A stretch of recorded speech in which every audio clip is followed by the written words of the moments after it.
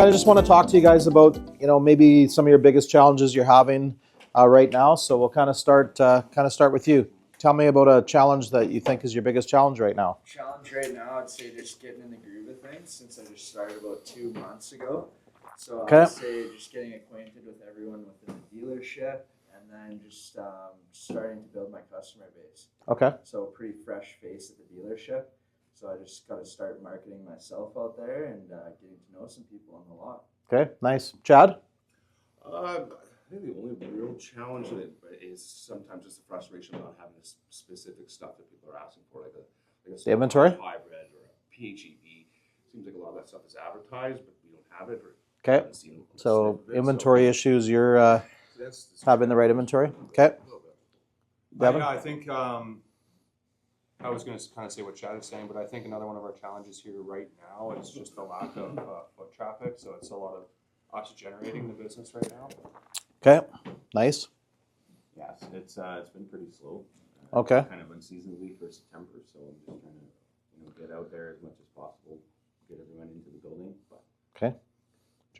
Lots of reflex objections coming out quickly with customers, and there's I find that there's a little bit of a struggle for me to get them to commit this month.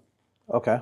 So just kind of overcoming objections and whatnot. Yeah, a lot of it's just like, it's the same three over and over. I gotta go talk to my wife or Okay. stuff like that. But I'm realizing once they leave and I let them, use that, they're not answering for us Okay. to follow up. Okay. Okay. Okay. So I kind of want to just, make it more of a workshop, make it more of a talk about it. So we'll kind of start with Chad's first and with the inventory. We have had some challenges with inventory, which kind of creates the traffic, we don't, some of the fast moving stock, we don't have as many in stock as maybe we did in the past. So we kind of have to work through that. And the thing about challenges is, and what I like to, just hold on here, it's Jordan. Sorry about that. The thing about challenges, you gotta really make sure you're focused on the things you can control, right? So, we can't control what the manufacturer is giving us right now, right? So it's really important to not get caught up in that, and focus on the things we can control. So, like some of what you guys talked about is what are the things we can control, right? So we can control our mindset.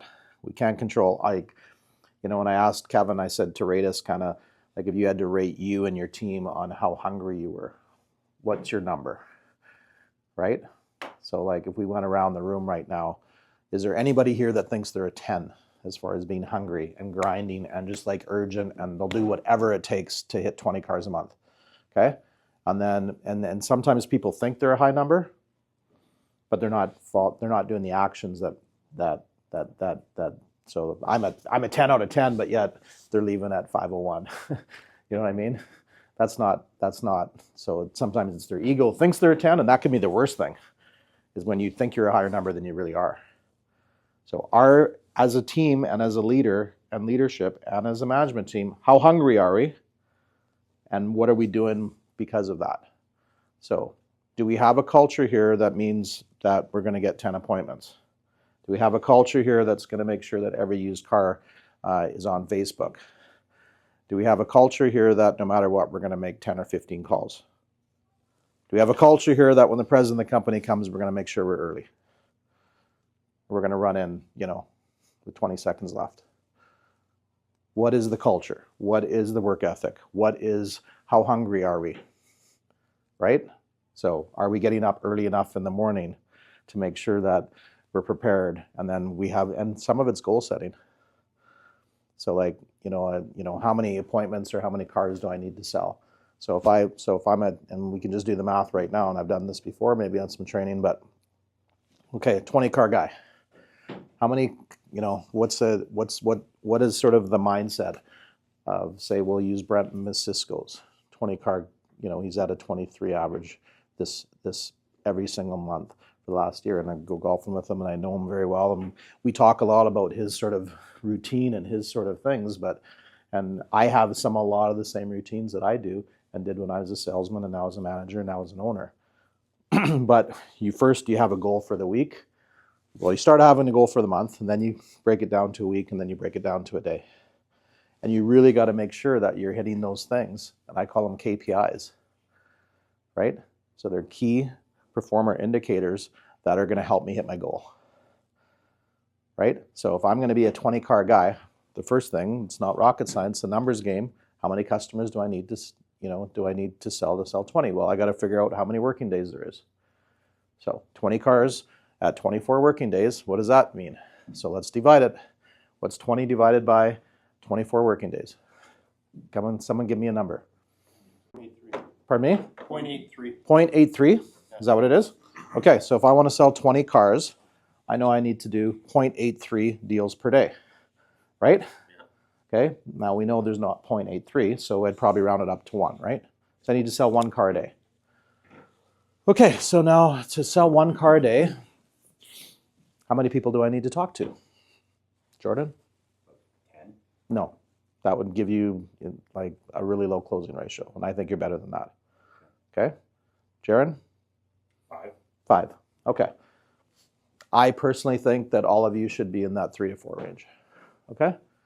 So but we can use 5. Okay. So if we're going to talk to 5 people a day, we know that that's going to help it, or to get 1 deal a day, we need to talk to 5, right? Now, how many appointments do you think that we want to, and when we're not just talking to, that's opportunities. How many do you think we need to get in? I'm going to break that down. Okay, so I'm talking to 5 people, but how many do I need to get in front of and make sure I show a presentation to on something? How many do I have to, how many am I going to walk through my sales process and actually have a product to show them?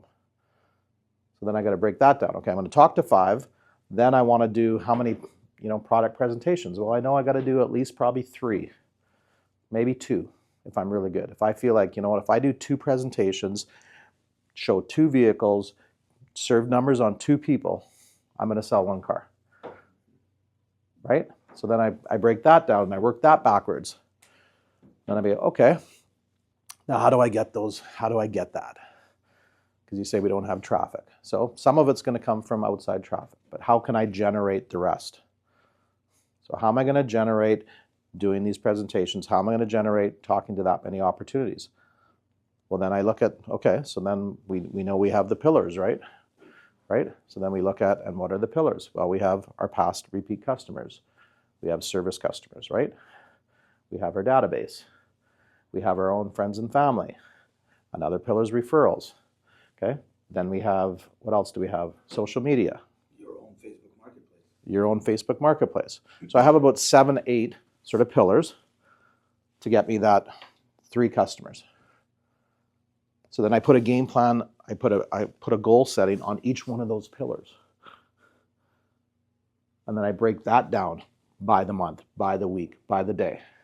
And then I actually track it. And then at the end of the day, and then what happens, guys, is when you get in these habits, it just becomes way easier because you're doing the same things, right? Mine's different now. Mine's more about which people do I got to talk to, what do I have, how do I get certain things out of people to make sure that they're following all the processes and systems we have. But I have a daily thing that I write down every day. I write it down. Jordan's the same. You've probably seen he learned from me, but we have this task pad, and it follows up from the previous day, and anything we didn't get done the previous day, we're now starting from top, and that now became a priority. So if I didn't achieve something that I thought I should the day before, then guess what? I'm making sure that I'm way more focused on it today. And because I never want to get too far behind. I never want to have 5 days where I didn't hit 2 or 3 things, right? Because then my month's done, right? And that's why, and it happens all the time when people go on vacation, right? It almost takes you a week or 10 days to get back into the fold, right? Well, there's a reason, because it's your mindset, it's your daily habits, it's everything. So a lot of times when you take a week holidays, it's actually like 2 weeks, because it takes you a week to get back in the groove and get back having flow. So that's why, our challenges of not having inventory, or maybe not getting enough customers, or maybe not closing enough, is we really got to define what our habits are every day. You know what I mean? And so when I ask Kevin and sometimes is like, do we have that killer mindset where we're actually making sure that we're hitting all our KPIs every day? Do we know what they should be? Like Chad, walk me through your day. So I'm going to pick on you for being late for the meeting. Okay?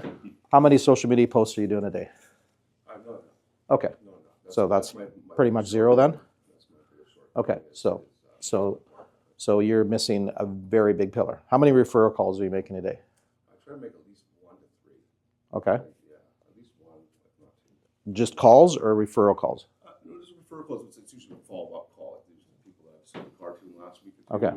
That follow-up before it's just like, Yeah. The reason why I asked Chad that is like, so we know we got to make calls, we know we got to make appointments, and back in the old days, we would just, so it was almost like a phone book. You started calling, people that, Bill Smith, right? And just, hey, I'm John Cott from, down at the local car dealership. Where now everything's data, you can have information, so we can pull data from previous customers and whatnot. It makes making calls a lot easier. But when you really, really get scientific about making calls, you don't need to make 20 calls in a day. You need to make 5 to 6 really good calls. And you need to prepare. And you need to make sure that you know the information. So you profile your customers. Okay, what did this customer driving? Do we have enough history on him? When did he trade in his car before this one? You know what I mean? What's his favorite color on the car? Okay, how many kilometers are on it? When was he into service last? What was his repair last in service? Are we taking the time to actually, when we make a call of a previous customer, to actually look at the information? Or do we just look, oh, this guy's driving a 22 Kia Sorento with 40,000 kilometers. I'm going to call him and see if I can offer him a trade-in value.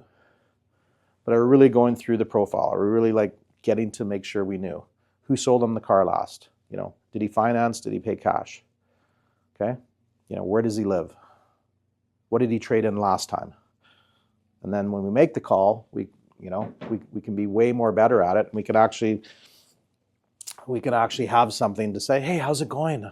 I just happened to look and your car's, you're hitting that 60,000, 70,000 kilometers. How's it going? I understand you were in our service department 3 months ago. Did a little bit of maintenance. The reason why I'm calling is we're short of used cars right now. What if I could offer you above trade-in value?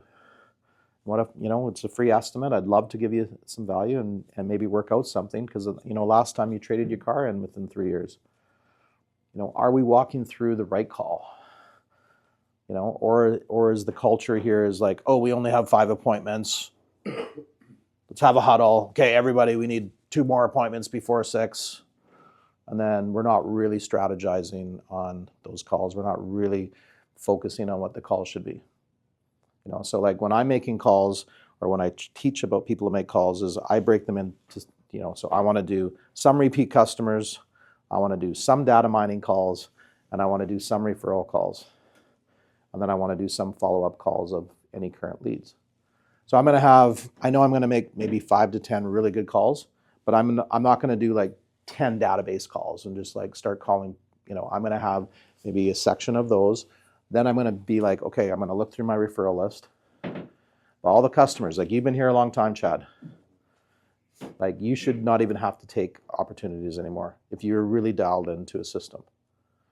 Being somewhere 5 or 6 years, okay, and having, a whole bunch of repeat customers. Same with you, Jordan. You guys should have this funnel that is just like this right now if you were doing it every day. So I really challenge you guys to do that. But when I'm calling a referral customer, I think people like you, so it's going to be like, hey, it's Chad, it's from Kia, I haven't talked to you for a while. And you're going to do some that you've sold a car 2-3 years ago, and then you're also doing those ones that you sold last month, right? Because those ones are going to give you a referral, and people miss out on that. They sell a guy a car, they'll call him in 5 days, right? They'll ask him the referral because that's the process. So we're going to ask him, it says that person's going to influence someone within 5 days, and they're going to see that he bought a car somewhere. It's true. Generally, someone who buys a car is our best source for a referral for some right away.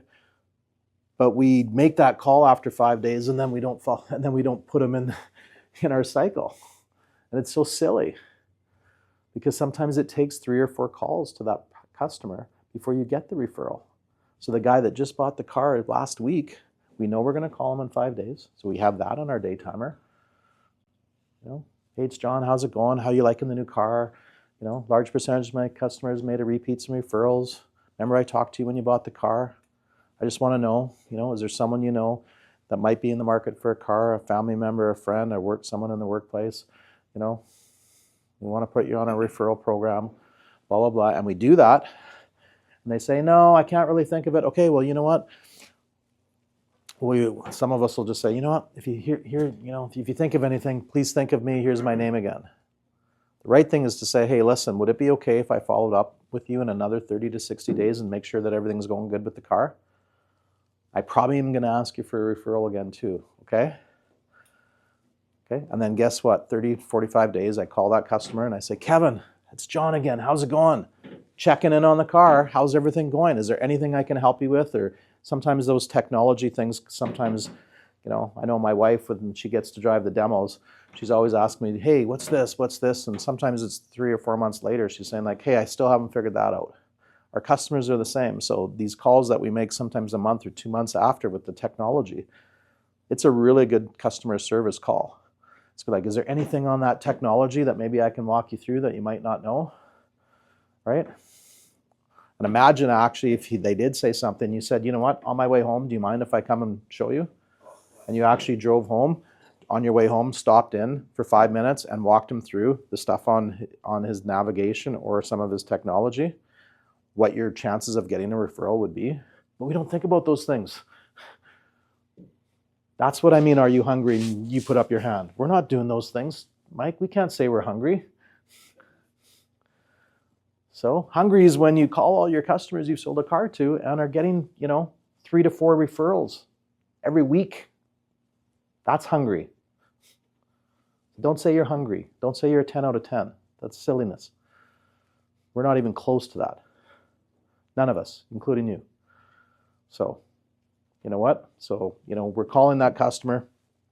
We're asking for a referral. And then guess what? So after we did that, and we called him the second time and said, hey, it's me again, technology, and maybe I went to his house or maybe I just explained on the phone. And I said, no, what? Hey, you know what? I'm still going to is it okay if I call you again, JR, 30 to 45 days? Of course. Okay, just to check in on the car. And I might ask you for another referral, okay? Because it's a really large percentage of my business, repeats and referrals. And a lot of my customers, enjoy, getting a check here and there on a referral to put towards, a little something for them. And guess what? Then I call him that third time. Now the second time is like, he almost started to feel obligated. This guy keeps calling me, checking in on me. I got to start thinking about this. And then guess what? That third month, he's having coffee with a friend. His friend says to him, I'm thinking of buying a car. And boom, you called him twice. The first time it didn't register. The second time is, I don't want to get a call from Mike again. That third time, he's thinking to himself, you know what, just so you know, I have a guy that's calling me every month. He gives great customer service. He's actually calling me all the time about, technology and how I'm doing. I'd like to give you his name. And you know what? In fact, I'm actually going to text him right now. And is it okay? And then you got them on the payroll. Now they're your referral. I call them, your referral guys, where they're helping you prospect. And we miss out because we only do it once, maybe twice. But if you want to get really good at referrals, it's got to be daily. It's got to be like, you got to have a system. And it's in our CRM. You can actually make notes. You can put it in there. You can save it. You can do all those things. And we got to start leading it, Kevin. We got to start leading these referral calls, right? Because, we're doing the game plans. We have all these systems and we're talking about them. We're checking off on things. But are we really doing them? Are we really hungry? Are we a 9 or 10 out of 10 on, are we doing everything we can to get to 20 or 15 or whatever our goals is? Because I think yours is 14, right? Can you look yourself and me and everyone in the room say, yeah, I'm doing everything I can to sell 14? Or are we just happy? Well, we tried our best, because I've heard that a few times out of the store. Well, we tried our best. Well, we didn't try our best. We accepted less than our best, but our mind says it's our best, and there's a completely different thing. So my challenge to you guys, and it's not about beating you up here, my challenge is you guys all have another level. I think you should be selling 17, 18 Chad after being a 5-car guy. You got to stop accepting 12 and 10 and start doing all the little things, man, because your customers love you. And yeah, you know what? You got to work a little harder. Jordan, you should be a 16 to 18 car guy. At Caught Auto Group, you have, one of the highest tenures. Did you know that? I didn't. When I look at the tenures, you two would be in the top 10 in our company. But you're not the top 10 in sales. So why is that? I'm challenging you here. I'm not trying to cut you down or beat you down. I'm trying to say I don't think you're doing a lot of the best practices. Because if you have that type of tenure and you're not hitting that, then you're not following a lot of the best practices we have, which is making calls on the referrals, which is doing social media posts, which is getting cars on Facebook. Are we setting a film every single day? And you know what? We can have the referral films too. But does every opportunity get a nice video from us? Is it a task because we don't want to see Kevin's report? And so we just kind of go through the motions? Or is it all about customer experience, and is it all about making sure that we're doing it for the right reasons? The right reasons are we want to give great customer service, and we want to be better at our jobs and get more deals.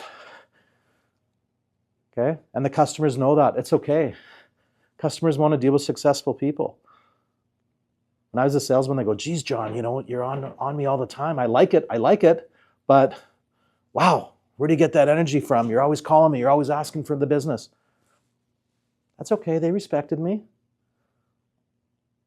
I just made sure that I asked enough, and I was on it, right? I wasn't afraid to call a customer all the time. They knew why I was there. I was hungry. I wanted the business. So I want, put it on your desktop. Are you hungry? And start looking at it every day. And then go through these KPIs, Devin. You were in professional sports, like you did golf at a high level, right? Well, did you have to practice lots? Okay. So how do you rate yourself now on this field? Do you think you're hitting all the KPIs as high as you should? No, I think there's room for improvement. Yeah. If you want to be the best, you got to sometimes do more than the other person, right? And there's nobody here that's selling 20 cars month to month out, right? So I would look at the guys that are selling 20 and saying, well, what are they doing? Because I can tell you right now, and I'll tell Brent to his face, he's not the best salesman in my company. He's not when it comes to pure salesmanship. He's the hardest working, and he has the best system. That's the difference. Okay? When he makes a goal at 20 or 23 now, it used to be 20. When we hired him, he only was selling 12. Like when I bought the dealership, he was at 12, 13, 14. But he's been very coachable on some of these things, and then he just executes and masters them, right? So, but when we look at our goals and then we break out these KPIs, are we actually doing them at a really high level? So, how many videos do I got to send a day? How many referral calls do I got to do a day? How many database mining calls should I do a day? Or database emails or whatever it is, or texts. And then I break it out. And so when I have a daily game plan, it's a real game plan. It's not a game plan I'm going to send, Mike and Kevin, can you sign off on this? It's my game plan, and it's for me to be successful, and it's for me to hit my next targets and overachieve.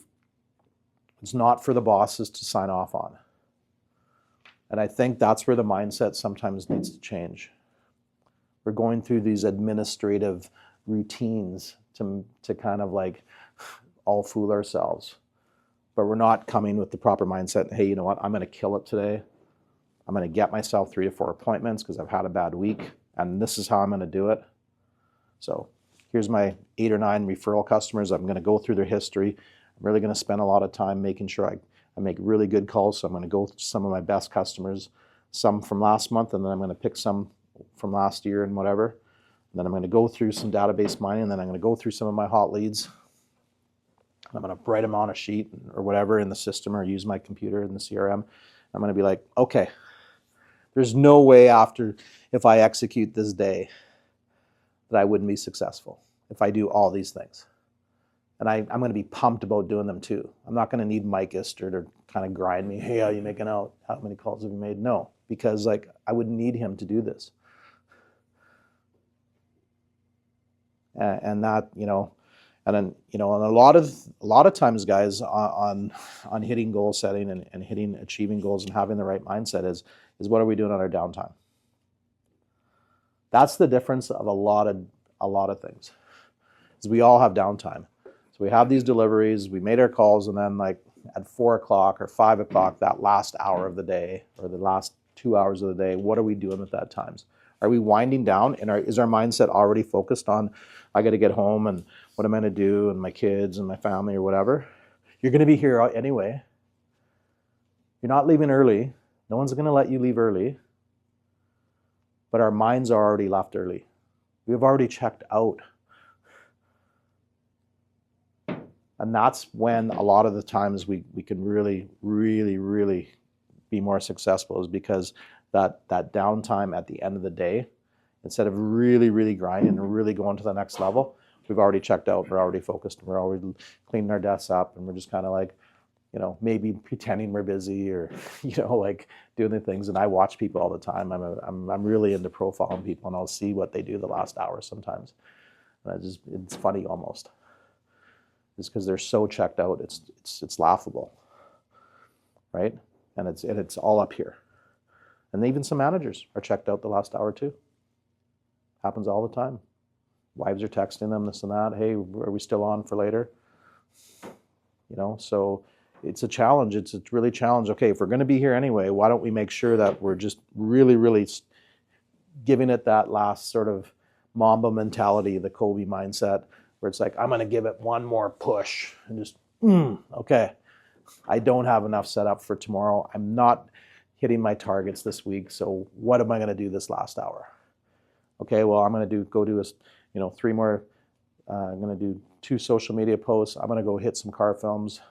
And then the last 15 minutes of the day, I'm going to make 10 really good calls or 5 really good calls. Really, really do it. Right? Mike, do you agree?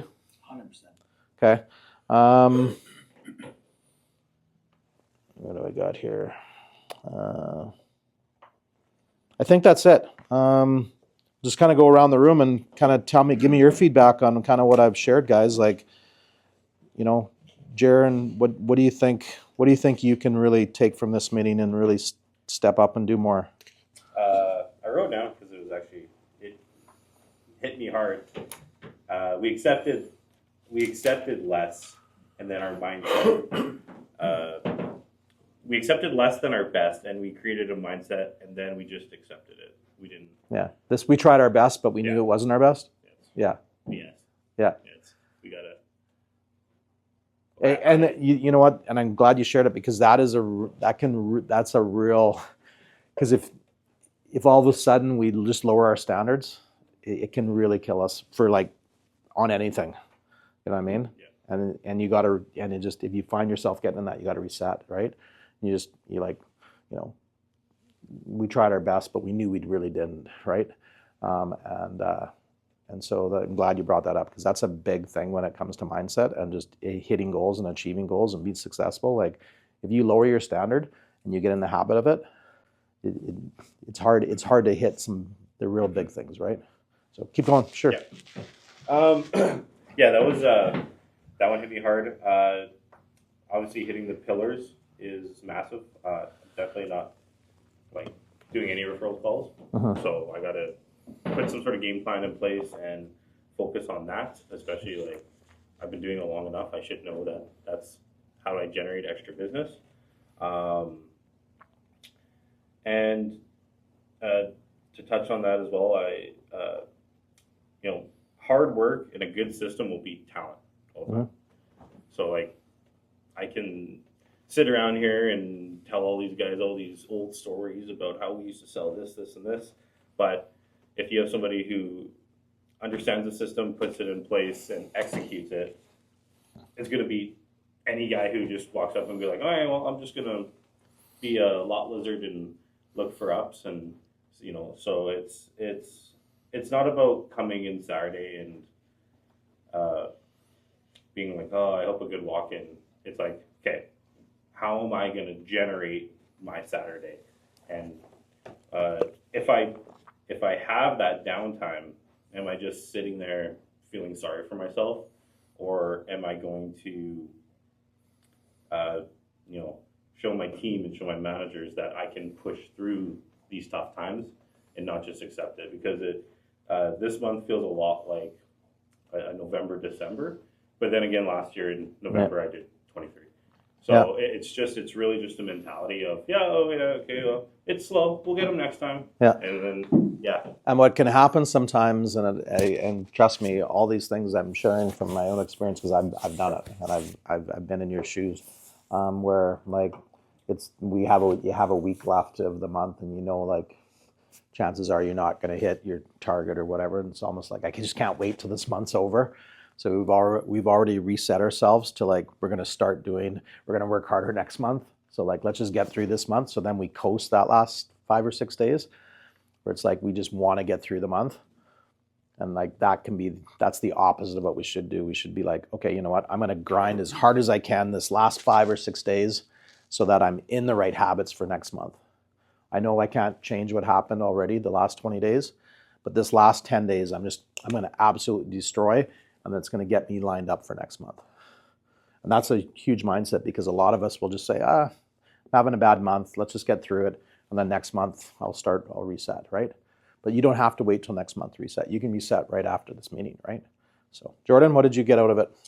Thanks for taking all those notes, man. Yeah. Because you can read after them, and it's really important sometimes visual, audio, kinesthetic to take notes and then you read them after. So I think when you were talking about sometimes when going through the administrative, busy work, I'll get my game plan signed off, like, no, that's your goals for today. That's how you're going to sell your next car, right? So, I mean, it's important to take that in and really think, okay, visualize it.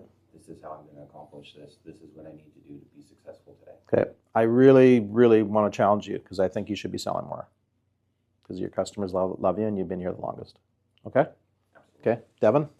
I think what I'm taking from it is making sure to structure my own personal daily game plan. Yeah. Kind of apart from my work game plan that the managers sign off on, but having my own thing that keeps me accountable to, do the process and make my calls and make sure that I'm on point. Okay. And for you, like you were in sports, it's just habits, man, right? And just doing the same habits every single day is going to get you more successful, right? Yeah. Chad? Just really refocusing on like your mental refocus on all the opportunities that we have or the tools that we have to drum up business with all those pillars, restructure that in my mind and actually implement that on my game plan and tighten that up. And I think you had a lot of really good points of making smart calls, right calls, and doing that research and making your time worth your calls really worth money when you talk. Yeah, quit accepting less, buddy. Like, quit accepting less. I want you to hit 20 cars a month. I think you should be a regular 20. And I think you're just accepting 12 or 13, man. And so, like, I really challenge you, man. I think you're way better than what you've been doing. Okay? All right? So, but you gotta believe that. Because I believe it. You gotta believe it. All right? What'd you take down there for notes? I would say, just getting better habits, like you said, breaking down your goals, not just like having goals, but breaking them down to monthly, weekly, daily, like setting that 1 car a day or 0.83, and just like attacking all the different pillars, like you stated, repeat, service, referrals, socials, your circle of influence, super huge. So yeah, I just got to make my own game plan and not just go off the survey. Yeah. Okay, good. And plan for the managers. Okay, I like it. Mike? So every JK meeting that I have, and I've had a few over the years, I always take a nugget back with me, and I work on that nugget. So it got me promoted before, and it kind of got me moving in the company with you. One of the biggest things that I always take from these meetings is setting up routines. Routines are very important. I would say that my wife is even more on me on setting routines than my job is, but I've had success setting up routines and following through with them. Yes, they fall off sometimes, and yes, we need resets. I find that a good reset can get you going and set a routine well, and you actually will not drop it later because you had that reset and you had the ability to relook at things. So I like the resets because it gives you the ability to look at it one more time. Sometimes over a 5-year relationship, I've relooked at a lot of things over time, and it got me better in those details. And I think all of those things is personally what got me to management. It's what got me here. So I have to take that, do better at it myself as well, and then channel it to everybody else. And yeah, Routine. my challenge to you as a manager is I think your biggest one is on the downtime. I think we got to execute better that last half hour to an hour of the day. I don't, and you worked at Kelowna Hyundai, which is one of our top stores. So, you got to make comparisons on, what are they doing that's so much, are there some things that, what's the difference in the mindset? What's the difference in the culture, right? So I'd really challenge you on that because I think downtime here is a big opportunity. I don't think we're being as hungry and as being as that killer mindset on the downtime. I think we're all kind of just accepting, nothing's going to happen at certain times of the day instead of like, okay, what can I do right now? Right? Okay? To make it happen. JR? Actually, my point is exactly what you guys were just talking about is downtime. It's finding that last spark in the last hour of the day. Like, okay, I'm going to build 10 more payments. I'm going to make some calls. It's the end of the day for me, right? That I got to push myself a little bit more. But everything is just back down to the culture and the mindset. That's all it really comes down to, right? I'm going to compliment you on manufacturing some deals. I know you've been doing that, so nice work. Jovan. Just game planning, being ready for the day. I think that it's really important. I'm a big game planner for the day, game planner for every opportunity that sits in front of me. Just being prepared, I think, is really, really important. Mindset too, as well. Just in regards to everybody's talking about it, downtime, right? Just game planning what your downtime is going to be and how you're going to utilize that little bit of time that we're not essentially doing anything, right? And just figuring out to put something in there to do and contact these customers and just moving forward and trying to get better every month. Okay, like it. Okay, Kevin, the leader. Stop accepting the phrase "we did our best." Yeah. Doing our best doesn't pay the bills. Well, doing our best doesn't pay the bills unless we get the result. Hence accountability. If our results are not where they should be, then we can't say we've done our best unless all the pillars are a 10 out of 10, and right, which we know they're not, right? So, Finding a new level of accountability, okay.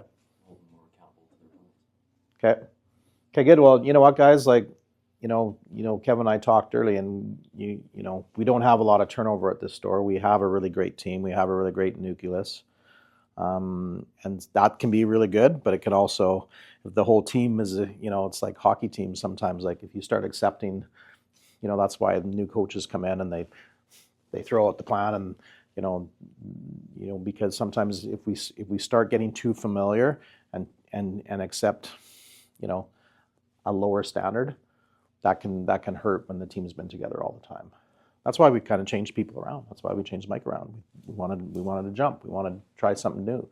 So I'd really challenge you guys to raise the bar, start reaching more, right? And I really feel that we're not reaching enough. Don't accept what we've done and start reaching what if we're averaging 12. Say, what is it going to take for me to get to 15? If I'm doing 15, what's it going to take for me to do to 20? If I'm doing 70 deals, how do I get to 100? I want to beat Kelowna Hyundai. That should really be your goal is, I want to do more volume than Kelowna Hyundai. Do you think they're better than you?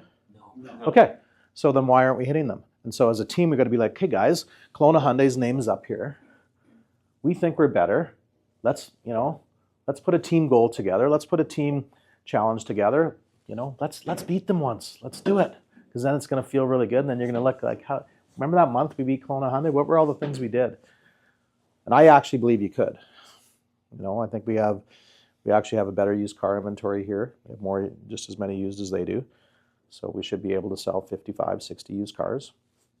We're starting to get more new cars. The database has been here longer. you know. So there's no reason why we can't sell 100 cars here. So, you know, stop accepting 70. You know what I mean? What's it going to take to get to 100? And it starts with mindset and just that culture. Like, we are hungry. We want that extra 2 deals a day. We want those extra appointments. Okay? Awesome. Let's have a great finish, guys.